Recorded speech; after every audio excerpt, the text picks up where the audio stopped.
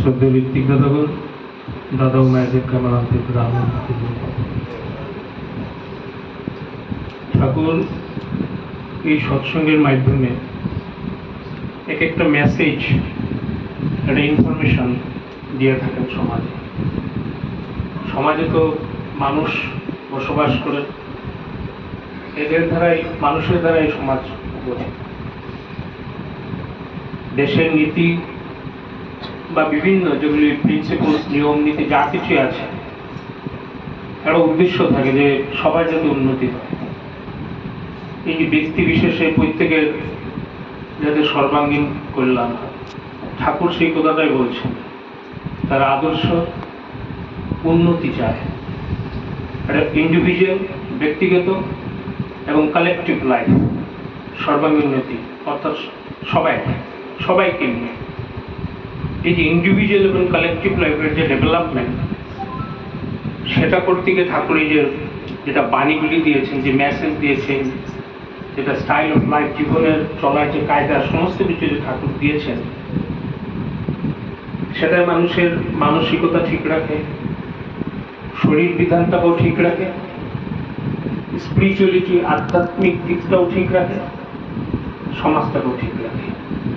মানুষ ডিপ্রেশনে ভুগে, হতাশায় ভুগে, সব থাকা সত্ত্বেও, অর্থকরী টাকা থাকা সত্ত্বেও কিন্তু মানুষ একটা অভাবে ভুগতে থাকে। আর সেটাই মানুষকে দুঃখ, যন্ত্রণা, কষ্ট, ভুল বুঝাবুঝি সবকিছু দিয়ে থাকে।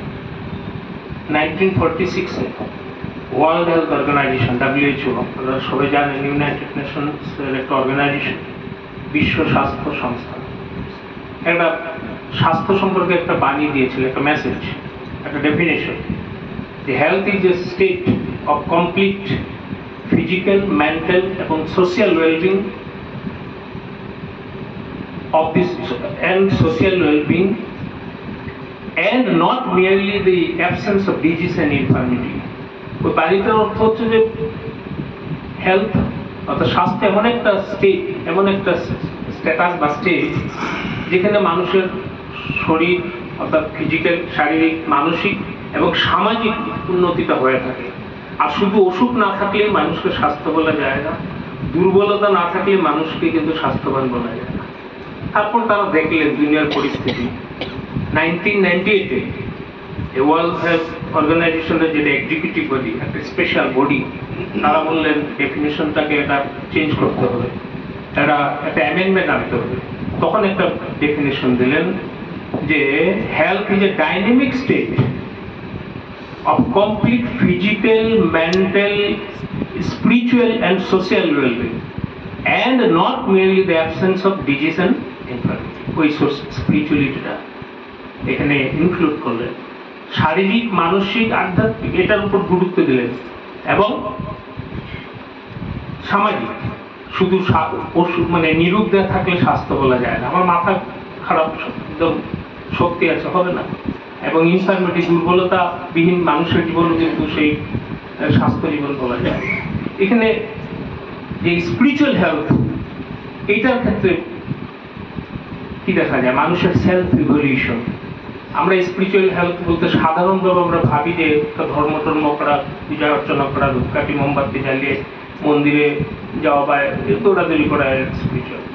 আসল অর্থে আমি যা চাই আমার জীবনটাকে নিয়ে ঊর্ধ্বমুখী গতিতে চলার, যে আমার ভেতরে যেটা আকুতি আছে, সেটাই স্পিরিচুয়াল ডেভেলপমেন্ট বা স্পিরিচুয়াল হেলথ।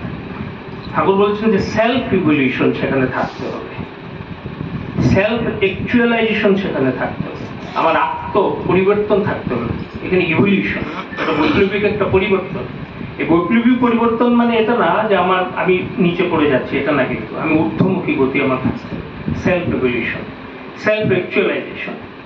আমি খাঁটি হতে হবে। আমি কি করে খাঁটি হবে? আমি খাঁটি মানে আমার ব্রেন খাঁটি, আমার শরীর খাঁটি, আমার মনের ভাব খাঁটি, আমার ভাবনা খাঁটি, এবং বলছেন ট্রান্সেন্ডেন্স অর্থাৎ শ্রেষ্ঠতা অর্জন করতে হবে।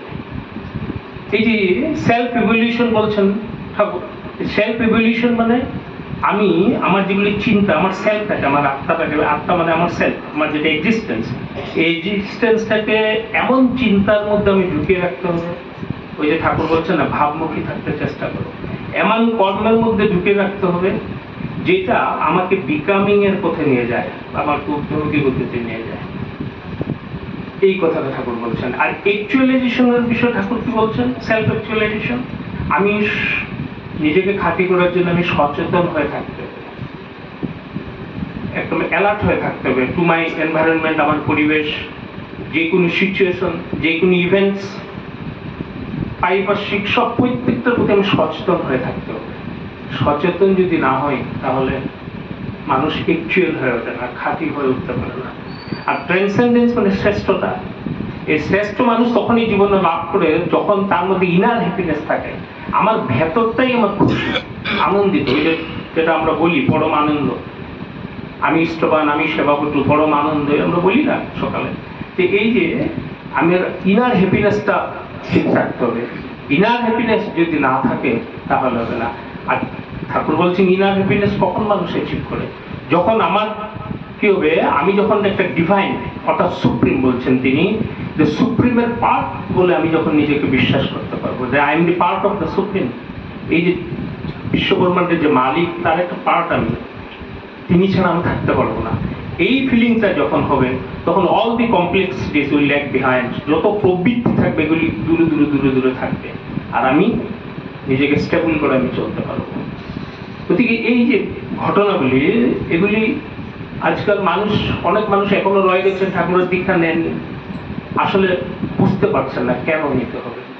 কেন নিতে হবে মানে কি, নিজের ডেভেলপমেন্টের জন্য, একটা সায়েন্টিফিক ওয়ে অফ ডেভেলপমেন্ট, বিজ্ঞানসম্মতভাবে আমি নিজেকে আপলিফ্ট করতে পারবো, উন্নতির দিকে নিয়ে যেতে পারবো। না হলে আমাদের সমাজ কি করে টিকবে? আমাদের সমাজ টিকতে হলে প্রত্যেকটা মানুষ তার ঊর্ধ্বমুখী চিন্তা চলতে হবে। ঠাকুর বলছেন শুদ্ধানুসারে ভাবমুখী থাকতে চেষ্টা করো, পতিত হবে না, অগ্রসর হতে থাকবে। এই যে ভাবমুখী থাকাটা মুখ দিয়ে বললে হবে না, একটা সিচুয়েশন করতে হবে। আমার সাথে সেই সুপ্রিম বিলিভেটের যাকে ধরলে আমি পারফেক্ট হতে পারবো, তার সাথে আমার অ্যাটাচমেন্ট দরকার। আর এই অ্যাটাচমেন্ট যদি হয় তাহলে কিন্তু আমি ভাবমুখী থাকতে পারবো। আমার কমপ্লেক্সিটি থাকবেই, এগুলি অটোমেটিক্যালি অ্যাডজাস্টেড হয়ে যাবে। মেডিটেশনের কথা ঠাকুর বলছেন। ডক্টর বিনীত কুমার বলে একজন ডক্টর, তিনি কিন্তু দীক্ষিত না। একটা ইন্টারভিউতে ওনাকে জিজ্ঞাসা করা হয়েছিল যে সমস্ত নেগেটিভ এলিমেন্টস এর কথা বলছেন মানুষ, এই যে ক্রাইসিস, তারপরে সলিউশনের কথা বলছেন, এই বলতে গিয়ে একটা কথা বলছেন তিনি, অনেকটার মধ্যে একটা কথা বলছেন মেডিটেশন, ধ্যান করতে হবে। ধ্যান না করলে কিন্তু মানুষ পিস, যেটা শান্তি কখনো পায় না, মানুষের মেন্টাল স্টেবিলিটি তার আসে না, অস্থিরতায় ভুগতে থাকে। তো ঠাকুর তো আমাদেরকে সব দিয়েছেন, মেডিটেশন করো। এই ধ্যান করলে কি আমি আমাকে ফিল করতে পারবো, আমি আমার সমস্যাগুলি জানতে পারবো।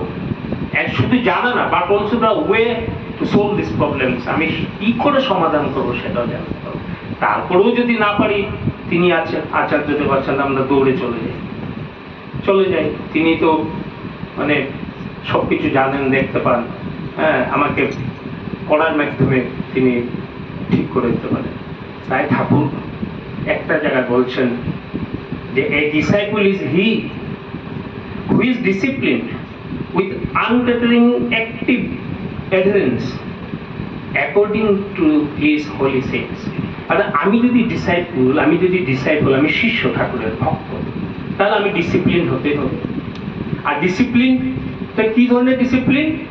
অ্যাক্টিভ হতে হবে ডিসিপ্লিন আমি, এবং আনটারিং অ্যাডারেন্স, তার সাথে যাতে আমার সম্পর্কটা এটা কখনো যাতে মুহূর্তের জন্য বিচ্ছিন্ন হয় না, এটা আনটারিং অ্যাডারেন্স থাকতে হবে। আর এই অ্যাডারেন্সটা কি ধরনের হতে হবে? According to his Holi signs, তিনি যেইভাবে বলে গেছেন ওইভাবে হতে হবে। আমার মতো করে যদি আমি সকাল 10টায় স্থবিতি করি হবে না, তার মতন করে করতে হবে, ঠাকুরের মতো, according to his Holi signs. আমি তো যুক্ত, আমি স্থবিতি পাঠাচ্ছি, কিন্তু আমি 10টায়, তাহলে হচ্ছে না, তার মতন করে হচ্ছে না। এই যে আমরা অনেক সময় কোয়েশন হয় যে এত কিছু ঠাকুরের করছি কিন্তু তাও আমি কেন অনেক বিপদে পড়ে যাই। মূল কারণটাই হচ্ছে এটা, খুব অ্যানালাইসিস, সেলফ অ্যানালাইসিস করতে হবে, আত্মবিশ্লেষণের কথা আছে। আর ওই ধ্যান যখন মানুষ করে তার মধ্যে আত্মবিশ্লেষণ এটা হয়ে ওঠে, সে বুঝতে পারে যে অল দিজ আর ডিফেক্টস, যেটাকে আমি রেসিস্ট করছি আমার গ্রোথ অ্যান্ড ডেভেলপমেন্টের জন্য, আমার বিং অ্যান্ড বিকামিং এর জন্য। আর তখন সে ইন্সপিরেশন পায়, প্রেরণা পায়, শক্তি পায়, কারণ পরমপিতা তার মধ্যে শক্তি সঞ্চারিত করে। আর তখনই সেই সমস্যাগুলি তিনি সমাধান করে। সৎসঙ্গ ঠাকুর যে আদর্শগুলি দিয়েছেন ভেরি মাচ সাইন্টিফিক, এবং এটা প্রত্যেকটি মানুষের জন্য সেটা খুব দরকার। না হলে কিন্তু আমরা যতই এডুকেশন থাকো, যতই যা কিছু থাকুক হবে না। আপনারা জানেনই যে এখন ইন্ডিয়া পাকিস্তানের মধ্যে যে একটা বিবাদ চলছে, যুদ্ধের প্রবল সম্ভাবনা, সৈন্যদেরকে সরকার বলছেন মেডিটেশন করতে হবে, কম্পালসারি করে দিয়েছেন, প্রত্যেক দিন তোমার ধ্যান করতে হবে, না হলে হবে না। সৈন্যদেরকে, ইন্ডিয়ান সোলজার্স সৈন্যদেরকে বলছেন ধ্যান করতে হবে, না হলে ধ্যান করে তুমি যুদ্ধে যেতে হবে। ঠাকুর বলছেন আমাদের সংসারটা একটা যুদ্ধের ক্ষেত্র, আমরা অনেক সমস্যা থাকে, অসুখ বিসুখ, অভাব অনাটন, এই সব কিছু করেই কিন্তু আমাদের এগোতে হবে। তখন এই যে এগুলি নেগেটিভ এলিমেন্টস আমাদেরকে কাবু করতে পারবে না। জয় গুরু।